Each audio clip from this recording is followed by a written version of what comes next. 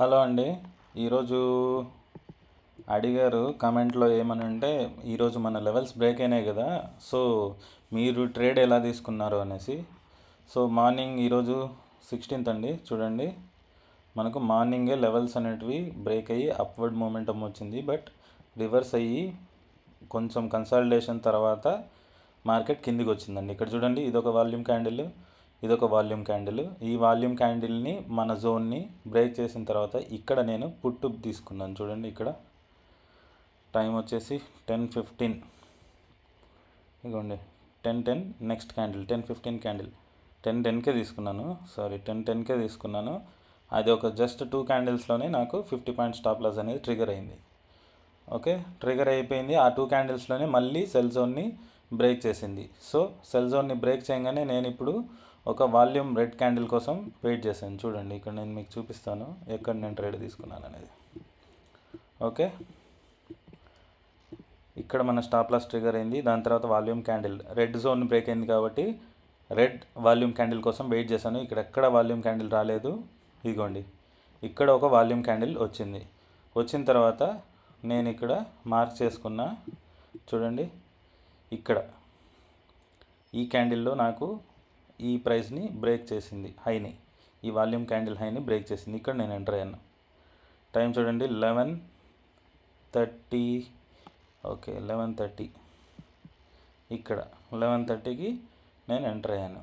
Okay, enter అయిన తర్వాత చూడండి, ఒక 5-6 క్యాండిల్స్ కిందికి వచ్చింది. అంటే ఎన్ని పాయింట్స్ కిందికి వచ్చిందో కూడా చెప్తాను.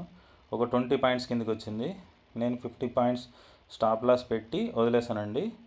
ఒకవేళ ఈ స్టాప్ లాస్ కనుక ట్రిగర్ అయింటే నేను మ్యాక్స్ ఈ డే ఎండ్ చేసేసి ఉంటాను, అంటిల్ నాకు ఇంకొక స్ట్రాంగ్ ట్రెండ్ కనపడేంత వరకు. ఓకే, వదిలేసాను. మన లెవెల్స్ వల్ల యూజ్ ఏంటంటే, చూడండి, మార్నింగ్ 16th ఒక మంచి మొమెంటం వచ్చింది. దాని తర్వాత ఒక చిన్న మొమెంటం వచ్చి ఫాల్స్ బ్రేక్అవుట్ ఇచ్చినట్టే ఇచ్చి ట్రాప్ చేసి స్టాప్ లాస్ ట్రిగర్ చేసింది. స్టాప్ లాస్ ట్రిగర్ చేసిన తర్వాత చూడండి ఎంతసేపు కన్సాలిడేట్ అయిందో. మన స్ట్రాటజీ అనేది ఎంత కరెక్ట్గా వర్కౌట్ అయిందో చూడండి. ఇక్కడ మనం ఎంటర్ అయినాము. ఎంటర్ అయిన తర్వాత మార్కెట్ చూడండి ఎంత అప్వర్డ్ మొమెంటం వచ్చిందో.